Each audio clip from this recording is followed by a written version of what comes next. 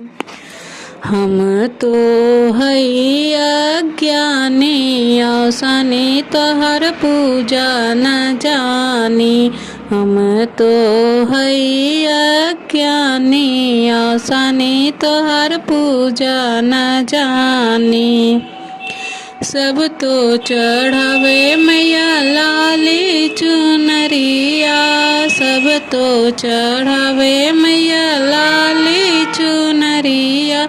हम दोनों हाथ जोड़े खड़ी औसानी मैया तोहर पूजा न जानी।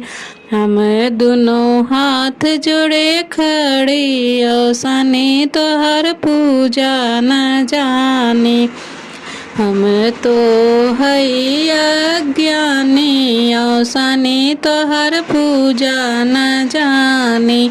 सब तो चढ़ावे मैया सोने के टिकवा, सब तो चढ़ावे मैया सोने के टिकवा।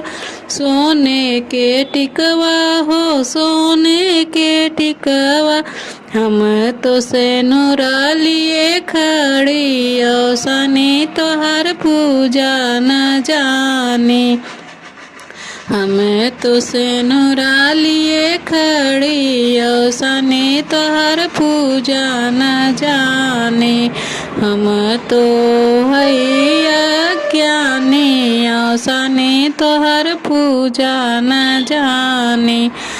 सब तो चढ़ावे मैया सोने के हरवा, सब तो चढ़ावे मैया सोने के हरवा। सोने के हरवा हो सोने के हरवा। हम तो माला लिए खड़ी औसनी तोहर पूजा न जानी। हम तो माला लिए खड़ी औसनी तोहर पूजा न जानी। सब तो चढ़ावे मैया सोने के कंगना, सब तो चढ़ावे मैया सोने के कंगना। सोने के कंगना हो सोने के कंगना। हम तो मेहंदी लिए खड़ी औसनी तोहर पूजा न जानी।